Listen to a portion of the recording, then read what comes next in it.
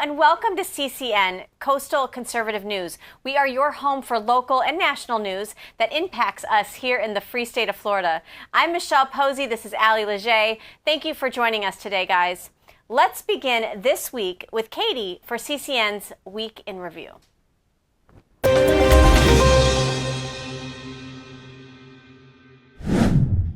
I'm Katie with CCN. Here is your Week in Review. In a significant policy shift, President Donald Trump has signed an executive order to establish the National Center for Warrior Independence, aiming to support homeless veterans. The center will be located on the Veterans Affairs campus in West Los Angeles and is projected to house up to 6,000 homeless veterans by 2028. The initiative aims to shift funds that were previously used to house and support undocumented immigrants towards building and operating a facility dedicated to homeless veterans. The facility will provide housing, substance abuse, treatment, and support services to promote self-sufficiency among veterans. The Department of Veterans Affairs is expected to present an action plan within 120 days, outlining the steps to achieve the goals set forth in the executive order. This week, a list of disturbing books have been making headlines across the U.S. for being in our public schools and into our children's hands. Parents are showing up to have these books removed. Boy Toy is a children's book about a teacher who grooms and rapes her 12-year-old student. Another book called Beautiful Disaster reads, quote, "He wasted no time undressing me, and when there was no fabric between us, he gripped the iron vines on the headboard with both hands, and in one quick moment, he was inside me," end quote. My heart breaks for any child exposed to these books. How can anyone think that this is appropriate? These are books Democrats are fighting to keep in your child's school. I've been following a local Tampa woman that has been shedding light and speaking out against these pornographic books. She goes by Julie Ann Speaks on Instagram. Yesterday, Julie posted a list of books that were removed and still need to be removed by the Florida Department of Education. Today, she posted a formal letter from Florida Attorney General James Uthmeier. The General Attorney addressed the letter to the Hillsborough County School Board demanding the removal of these pornographic books. He goes on stating the obvious: these books are harmful to children and lack any legitimate academic purpose. He states these books are clearly in violation of policy and that he will monitor the Hillsborough County School Board's actions to determine if legal action should be taken. He closes out the letter stating Florida's students and parents deserve better. Here, schools must focus on education and not indoctrination. Julianne Speaks continues her fight against these pornographic books in schools locally and nationally. In Ohio, a 24-year-old Venezuelan man, Anthony Sierra, was arrested this week after spending months posing as a 16-year-old student at Perrysburg High School. He obtained all the proper legal documents to support his fake identity, including a falsified Venezuelan birth certificate, an Ohio driver's license, a social security number, and a temporarily protected status. A local family even gained guardianship of him through the juvenile court, believing he was a minor and a victim of trafficking. The illegal even played on the high school soccer and swim team. That was until a woman came forward claiming he was the father of his child, revealing his true age. Authorities confirmed the deception. He now faces felony forgery charges, is wearing an ankle monitor, and has been hit with an ICE detainer. Officials are investigating how he was able to game the system. I'm sorry, but how is this man not in jail? To end on a positive note, during National Take Your Child to Work Day at the White House, a little girl asked Press Secretary Caroline Leavitt a heartfelt question. What is President Trump's religion? Leavitt responded confidently, the president is a Christian, and he believes in Jesus. The moment served as a powerful reminder of Trump's long-standing connection to Christian values, something many Americans appreciate. While critics online were quickly to mock the exchange, conservatives saw it as an authentic reflection of Trump's faith and moral compass. His support for religious liberty, protection of life, and defense of traditional values continues to resonate with families across the nation. Revival is here, folks, and there's no stopping it. See you next week. Back to Allie and Michelle.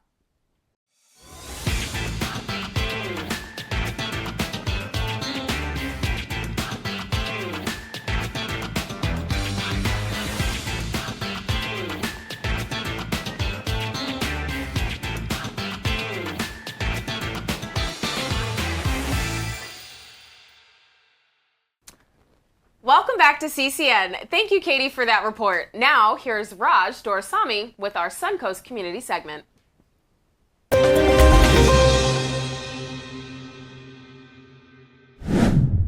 Hi, this is Raj Doraisamy. I am here live at the FPEA Homeschool Convention. 29,000 families are supposed to be at this event. It's an epic event, but I want to talk with you about something very specific, very timely. And as you may know, June has historically been announced as Pride Month.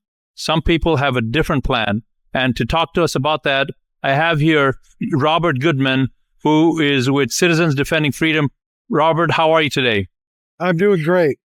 So, Robert, I want to just ask you a couple of questions. Let's go right into your plans for June. Talk to us about it. So Citizens Defending Freedom is doing a Fatherhood Appreciation Kit. It will be available to churches. It will be available to families. It will be available to elected officials. There is a fatherhood criteria, and we're going to give you all the tools so that your county can make June Fatherhood Appreciation Month. We even have statements written for public officials, and we want fatherhood proclamations all over the United States, in your cities, your schools, your governor, your county commission, all the way up to the President of the United States. And we will have all those resources under citizensdefendingfreedom.com. Under the Faith tab, there will be a toolkit that will launch on June 3rd, and all of these resources will be available to anyone absolutely free.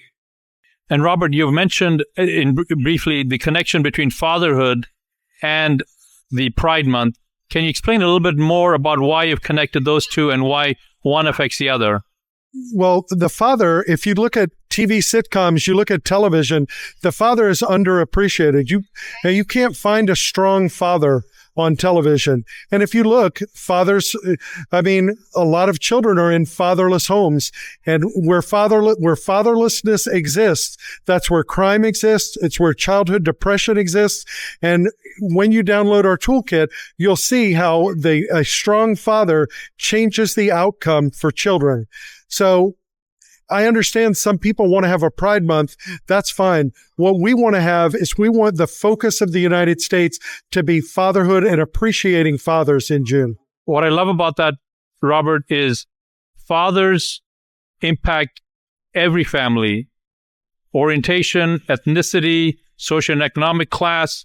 Everybody is affected. And unfortunately, with fatherlessness, this is creating a massive cascade of problems. I want to change gears now and talk about your work in schools. So your team has actually been very much at the forefront of alerting legislators about what's going on in schools. Can you talk to us about that?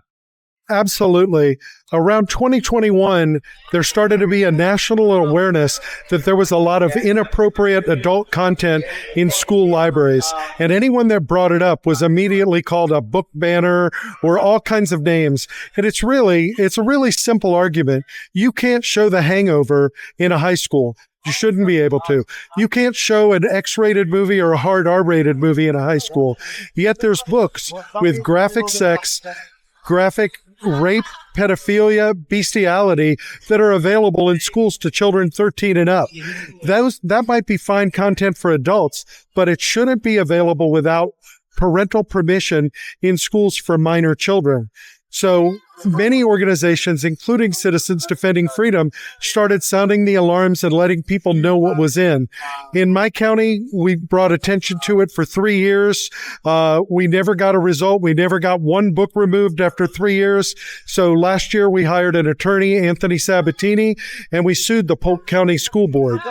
That lawsuit is still pending, but we didn't stop there. While that lawsuit's working its way, we had people help write legislation for the state of Florida.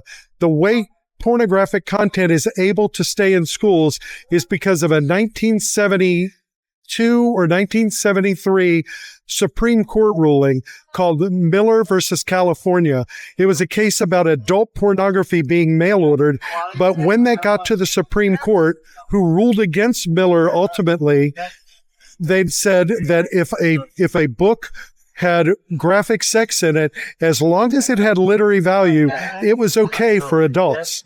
That clause, and in that Supreme Court ruling, they said this ruling is vague because each community needs to decide their own community standards. There had already been precedent with Ginsburg versus New York that children do not have a right or ability to see pornography. But over the last 50 years, that's been ignored, and everybody is focused on the Miller test. So we wrote legislation, or our attorneys worked with the state of Florida to write legislation to say that it is fine to look at literary value for adults, but overcoming a graphic rape scene with the woman survives the rape and saying that book gives people who've been raped empowerment. No, the child will be harmed by learning about a graphic rape at 13 years old. So literary value might be fine for adults, but it shouldn't apply to children. Now, that legislation wasn't going to be heard by the Florida House or the Florida Senate, and we drove people to Tallahassee, and we created a document called What's in the Polk County School Systems, What's in the Hillsborough County School Systems. It's available on our website now under tools as to what's in the Florida schools, and you can see the examples of what's there. We brought that to all the legislators as well as real-time results of what happened at actual book challenges in schools, where they could see that over and over what kept the books in schools was, yes, this book's graphic, but it has literary value. So it's just about taking that piece out for minors. It's fine to stay for adults. So the biggest people that didn't believe in that, once they saw what was in the schools, not only did they back the legislation, we even got co-sponsors who were against it. Once they saw the content, joined the bill. It ultimately passed the Florida House 81-29. The Florida Senate did not hear it, but wait, there's more. After the legislative session was over, the House sent our What's in the Hillsborough County School System document to Manny Diaz from the Department of Education.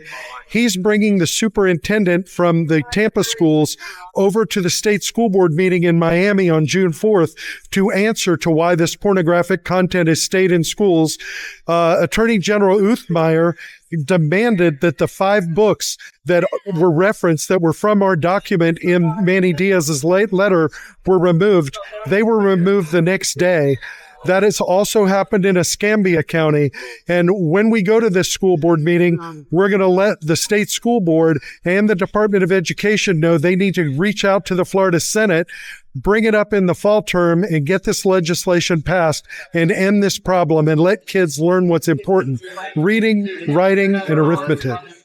Congratulations, Robert, to your team for persevering.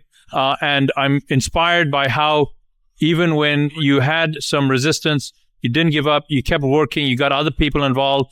I want to just hover on that a moment, because what you ran into with the Senate, in particular one senator, is very much the same problem that people who are trying to get election reform passed, health freedom passed, parental rights passed, and that is high-ranking officials like senators and House members on occasion deny that the problem even exists, either because they don't know, which might be incompetency, or maliciously trying to redirect and misdirect the public.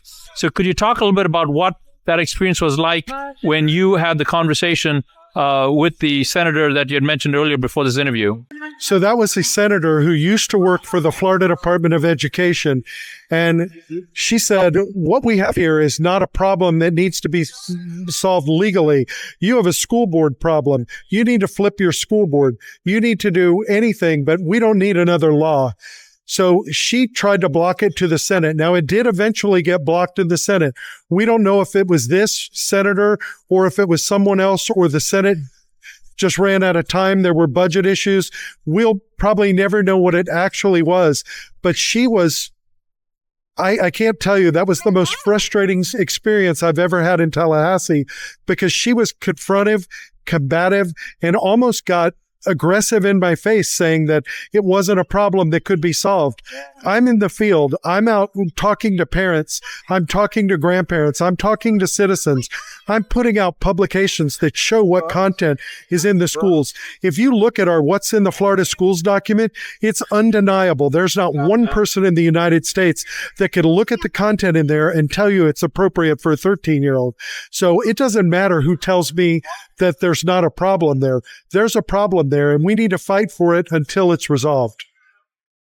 Robert, you have just been very consistent, very persistent. And there was actually a story about how a legislator that didn't want to hear what you had to say actually turned their mind and turned their heart and became one of your advocates for this. Talk to me about that. The House rep wasn't interested in hearing the bill. We went in with the documents to her office.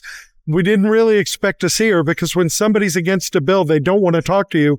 We were speaking to her legislative aide in her office, and her legislative aide told us we couldn't see the House member. She overheard the conversation, and we were telling her the content that was in books and showing her what actually happened in review committees.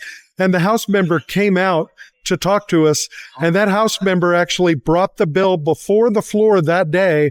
And this is the person who was blocking it. And at the end of that session said, I don't only believe in this, but this is the most important piece of legislation before the House this time. So she voted for it then. It went to the next committee. She photocopied our documents and sent them to everyone in the House and the Senate. And that's how it actually wound up getting to FDOE. So just because someone says no, you just have to keep pushing forward. You never give up. The things that are wrong in this country, we need citizens, just like the people listening to this show, to pick up, get off their sofa, get involved. Anybody can make a difference. If I can make a difference, you can make a difference. So that's what we need from the citizens. Get up, get involved. You can get involved with great organizations like Defend Florida, like Citizens Defending Freedom, like Turning Point USA, like Moms for Liberty, Moms for America. Find your local organization. Get your pastor involved. Get your church involved. Take a biblical citizenship class on your sofa at your church. We have tons of resources for you, and they're free. Let us help you help save America. Robert, thanks for talking with us. If people want to know more about the work you're doing and the work of your organization, how do they find out more? So you can go to Citizens Defending Freedom. You should be able to click on About, find out the information we have out specific for your state. We also have a faith page. I am the faith director for the state of Florida. So if you go to the faith page, we have resources. That's where you'll find our Fatherhood Toolkit. And if you go to Florida, that's where you'll find our document about what's in Florida schools. And if you stay tuned, there'll be a document for every state that we're in with what's in your schools as well. citizensdefendingfreedom.com. Hi, this is Raj Doraisamy with Coastal Conservative News. I am here at the Homeschool Convention in Orlando, Florida. 29,000 people are expected to be here. The keynote speaker here is going to be John Lovel, and he is the CEO and founder of the Warrior Poet Society. Now, if you're like me, the first time you read that, you're like, what is that all about? My friends, this is going to be something really interesting for you to watch. And here is John. John, tell me a little bit about why you founded this organization and what your principles are in being here at this homeschool convention. Sure. So Warrior Poet Society embodies two different main archetypes that dudes are supposed to embody both in: warrior and poet. Our contention is that dudes shouldn't be lovers or fighters. You should really be both. And so the long-suffering, tough, strong, gritty, brave, aspects of warrior are brought to bear, and then also poet, and that's romance. It's deep waters. It's lovers of truth and beauty. And so we draw that out. We're fundamentally a masculinity movement, but we're teaching all kinds of things like gunfighting around the country and security-based stuff. I've got a best-selling book that a lot of people are getting their hands on, which is real fun. And I talk about issues of family and faith and freedom and fighting, the whole gamut, lots of cool dude stuff, but Warrior Poet Society.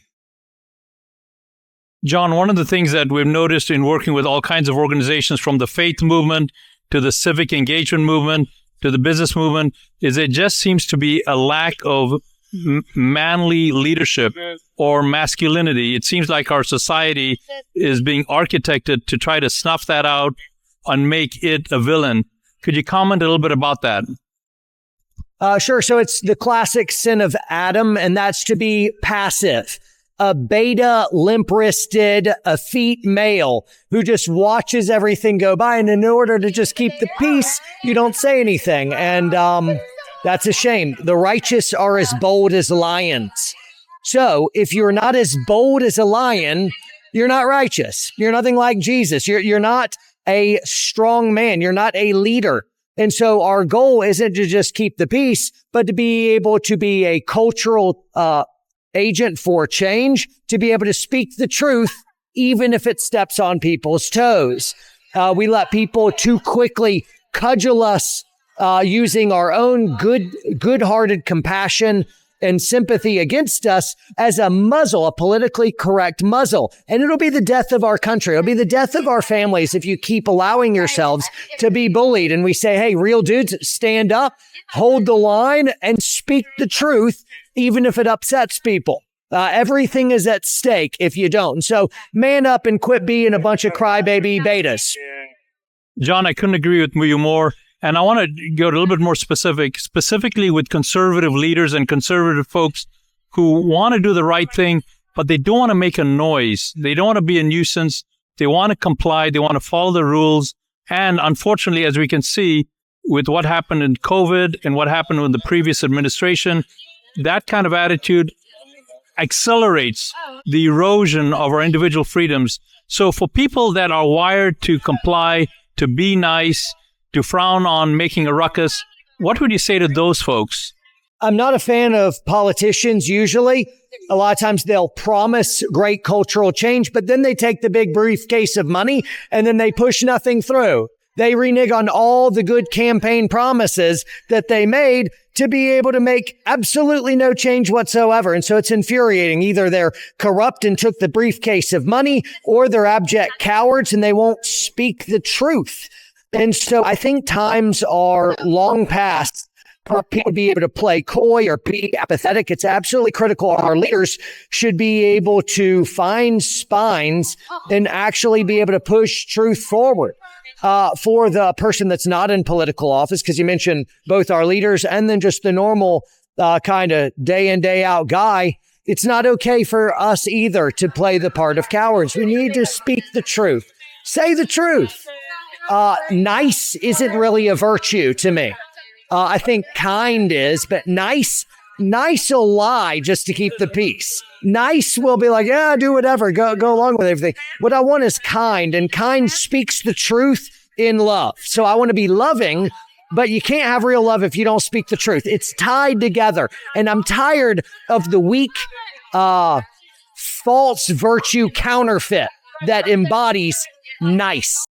Thank you, Raj, for that report. Next up is my favorite, our political poll segment right here on CCN. Let's go get political. Hey.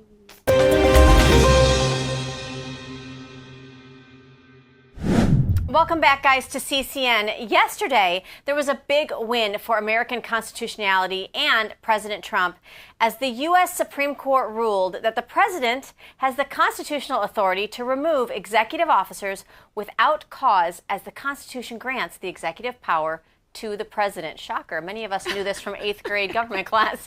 Florida Attorney General James Uthmeyer went to X and posted, and I'm quoting, "I was proud to lead 20 states in supporting President Trump's mission to dismantle the deep state," end quote. Uthmeyer did not mention which states were in support of President Trump, but we here in Florida are proud to support the most constitutional president, literally, of our lifetime. Absolutely. We have covered also the swatting events that took place a few months back that even affected some of our very own Florida residents.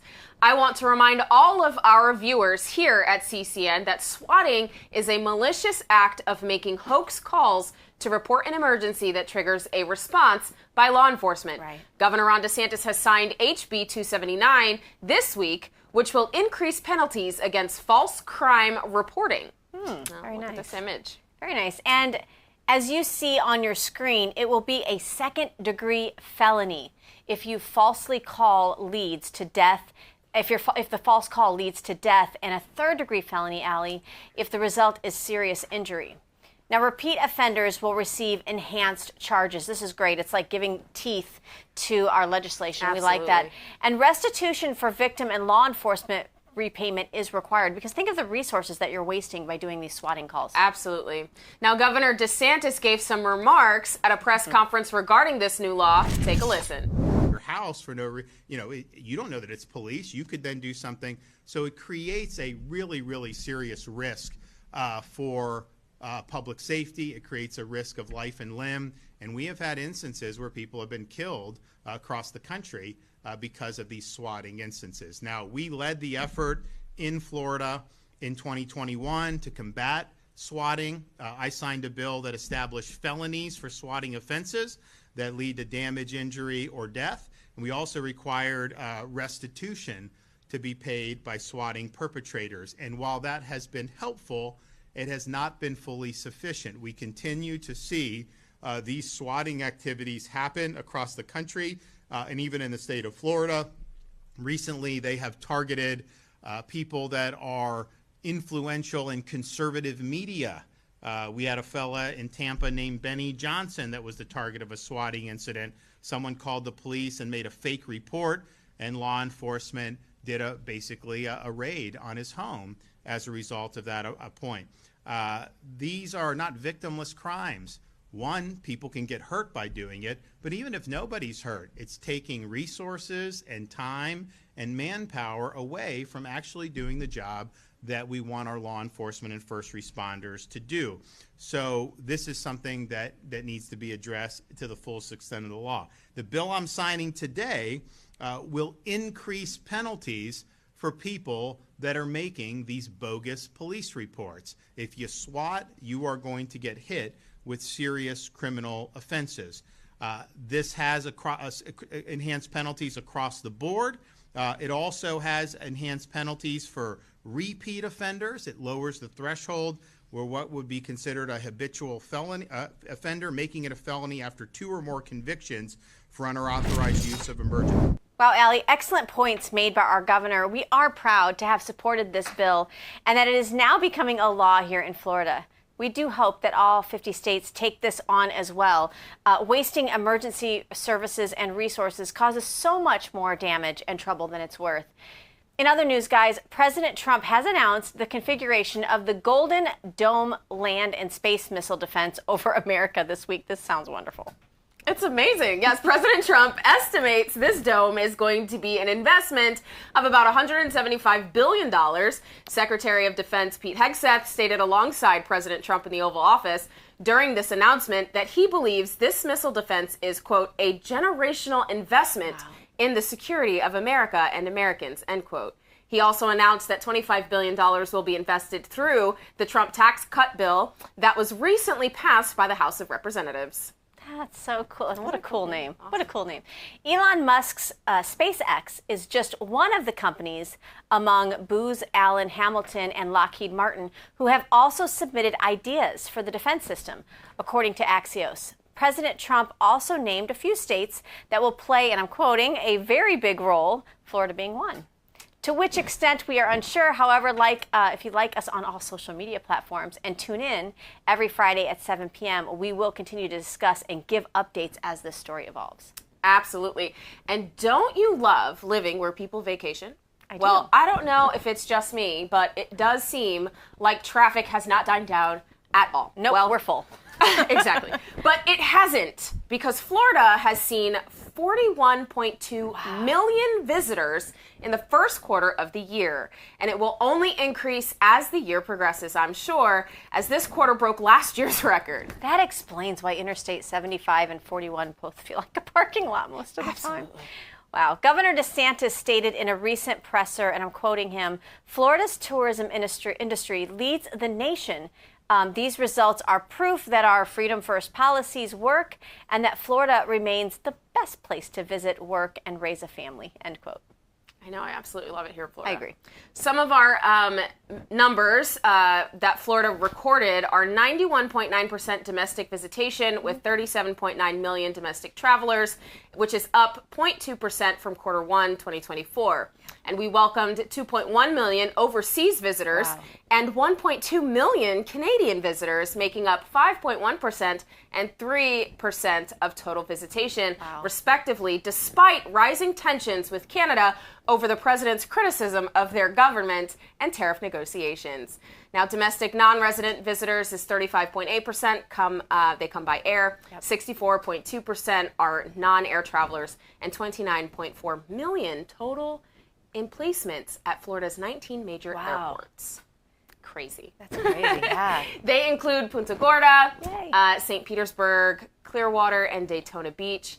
And there's also been an increase of about 2.4% in hotel rooms sold average daily rate. Which also increased about $22. Yeah. And the occupancy reached 75.7%. That's amazing. That's amazing. We saw it spike through COVID because everybody else was locked down, so everybody took their masks off and came to Florida. But and they're still they're coming. staying.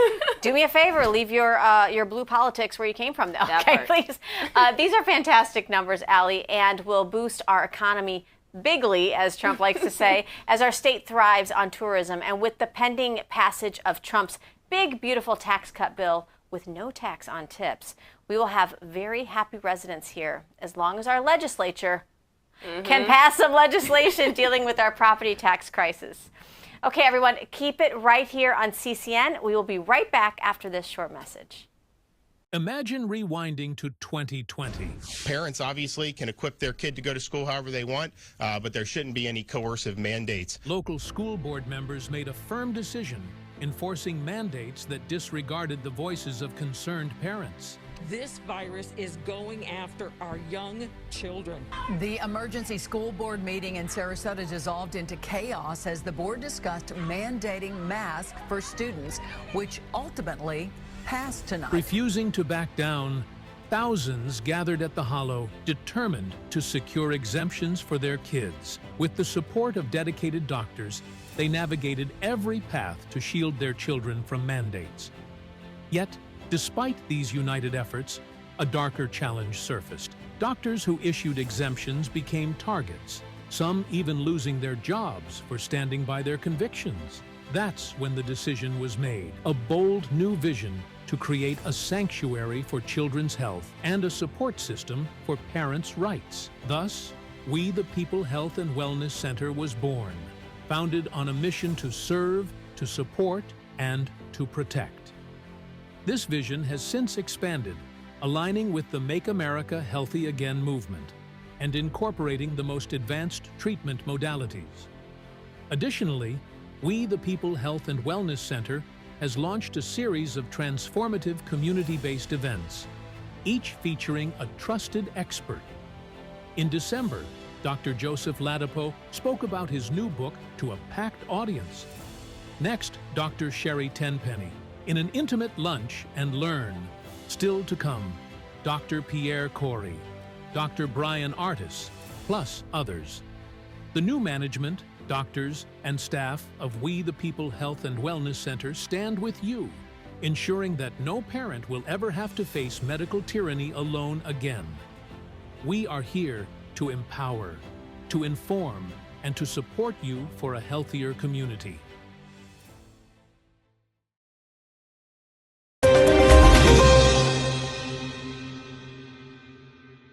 Hey everybody, it's Ali Leger with Open Mic and Coastal Conservative News. I'm here with Zach, and we are going to do a little procedure here.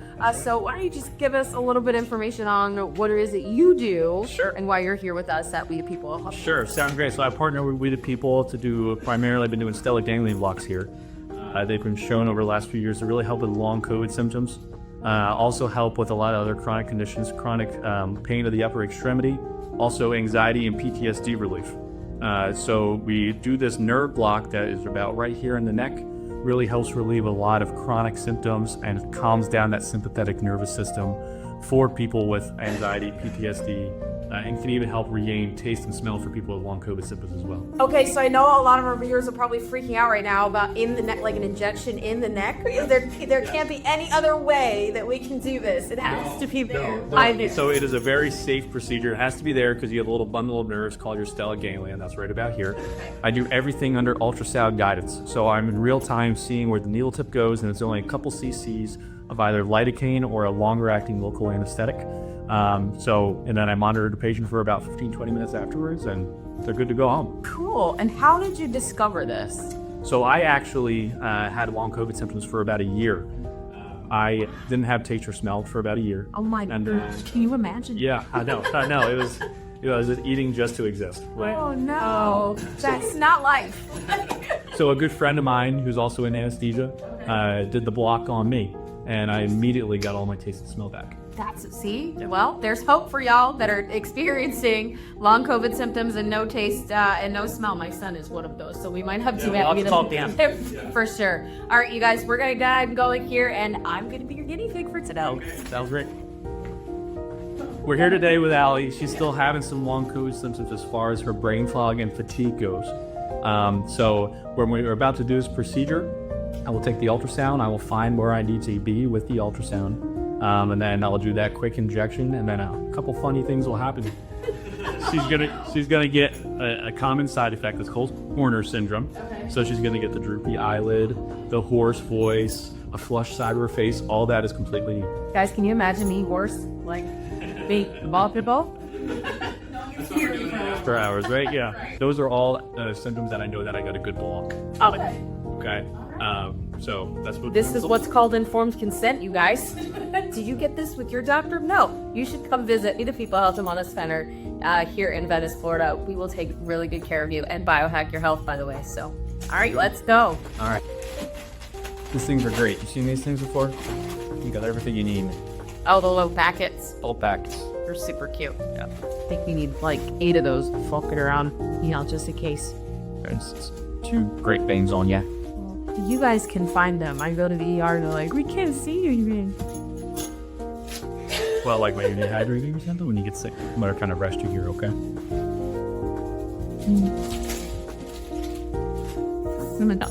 Smell the rubbing out. Actually helps people not be nauseous. I did not know. Did you know that? All right. Here.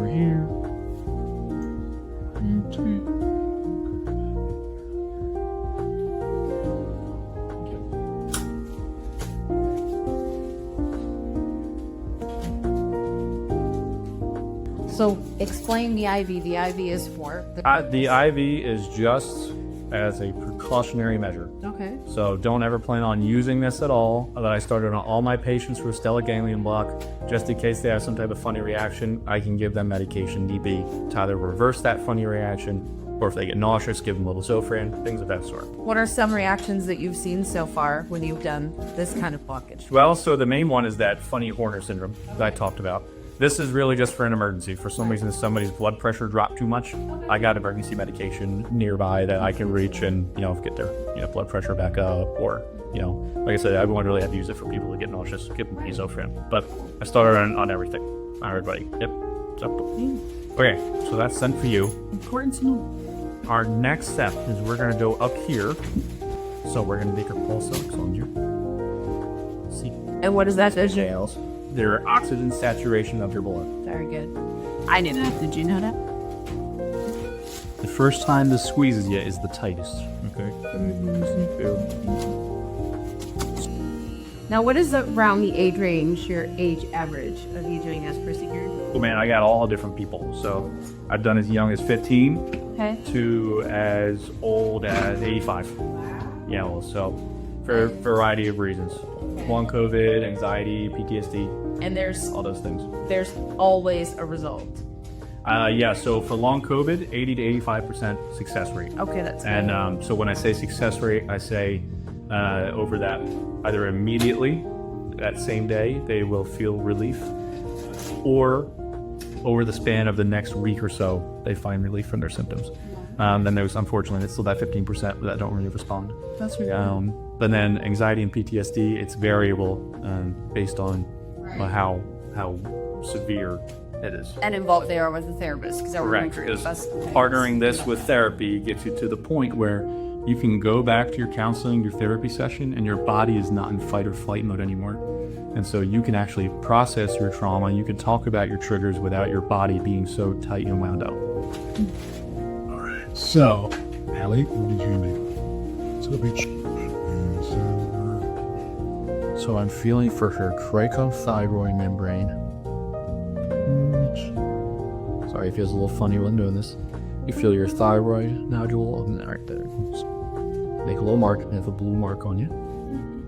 And then what I'll do next is just scalp skinning your neck here. And I'm gonna make a couple more marks before I do anything, okay? Mm-hmm. Great.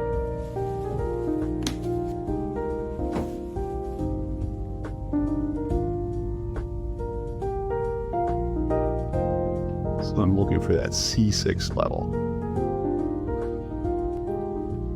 Come right in the here is where we're looking. So this is perfect. You can see her C6 vertebrae there, that white line. You see her carotid artery there that's beating to the right. See her jugular vein, which is compressible when I go up and down. And you got her thyroid cartilage right there onto the right of the screen. So we're going to be putting our needle straight down right in this area here. Okay? And to make sure everything looks good, I'm going to put some Doppler on. The Doppler is going to let me know if there's any type of flow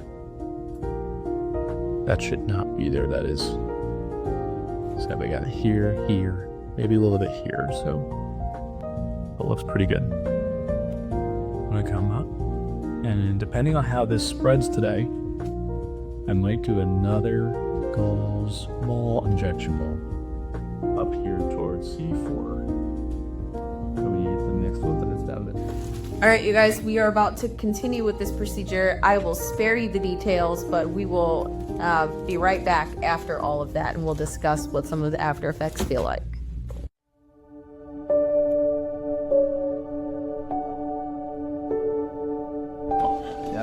All right, you guys, we are back. The procedure's done. So I will explain that it does feel a little strange. It does feel like a lot of pressure. He did explain that there was, I could feel some tingling in my shoulder, and I'm like, wait a minute, what are you touching? And he explained, Zach explained that there is nerves that attach to your shoulder, and he could literally go up a couple centimeters and my entire shoulder would be numb. So those are some things that you could feel. It does feel a little bit like I have like something kind of stuck in my throat just a little, but there's nothing there, obviously. And Zach is so excited about seeing this droopiness in the side of my face. I can kind of feel it a little bit, but we will spare you that. So, because I'm a little vain, so it's fine. But thank you all so much for joining us. If you want to know more about what is going on at We the People Clinic, please visit We the People Clinic Health and Wellness Center. I believe it's on .com. I believe that's what it is. All right, you guys, we'll see you next time. Bye. Welcome back to CCN. Here's Kevin Gamble with this week's Faith in Focus.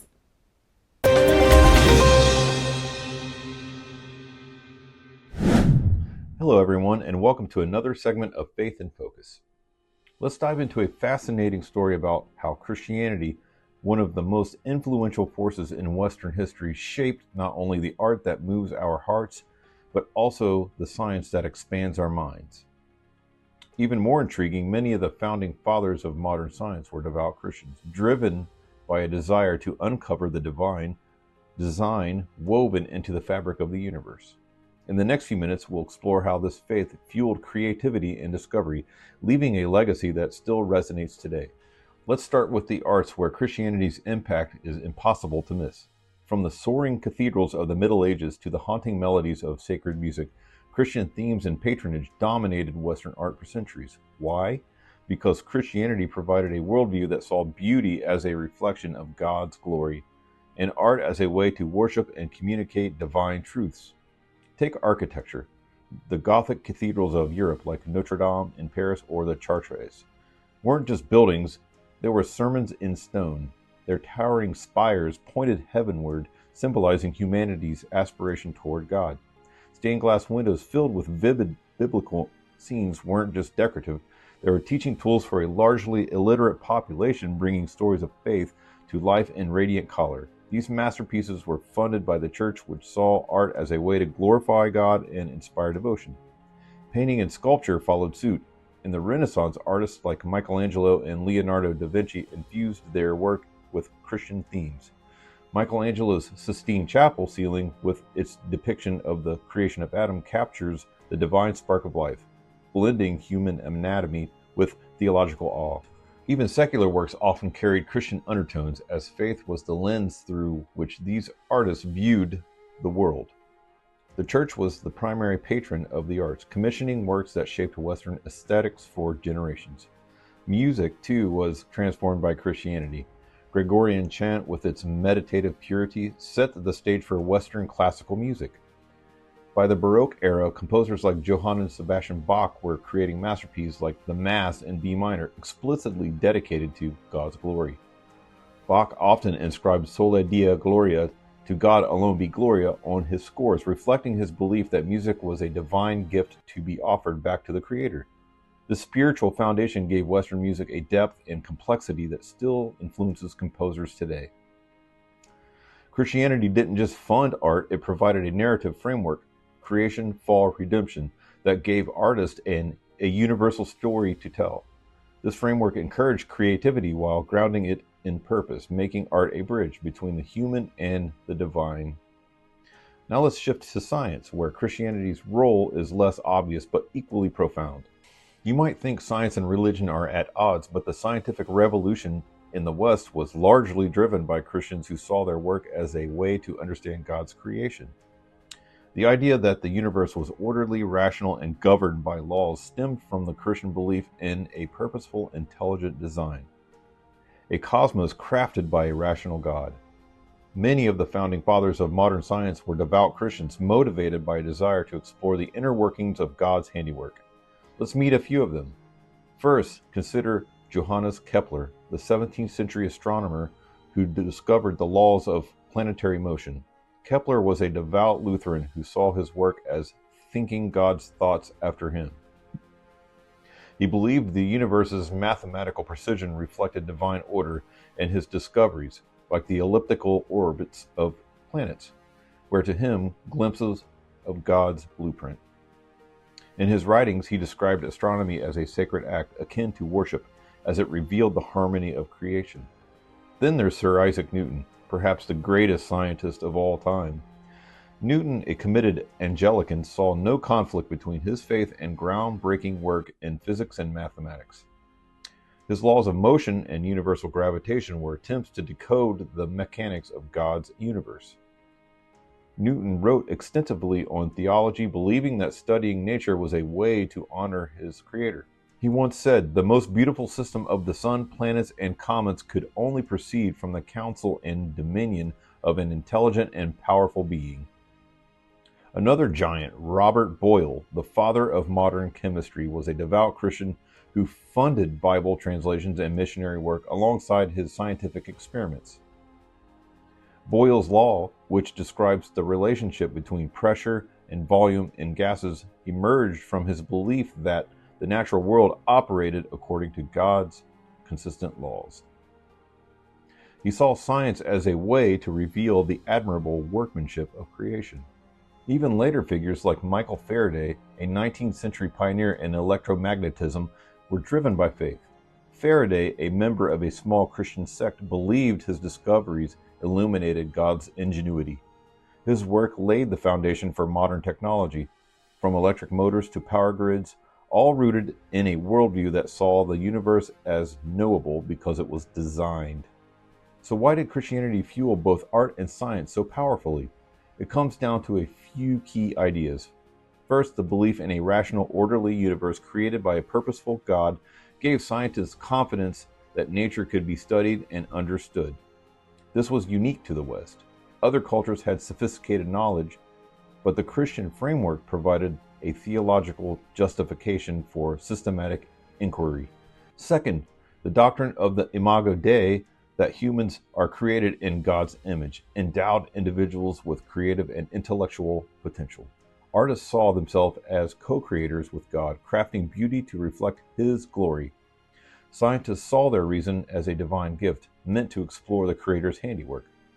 Finally, the Church's institutional support was crucial. Monasteries preserved knowledge through the Middle Ages. Universities, many founded by the Church, became hubs of learning, and wealthy Christian patrons funded both art and scientific research.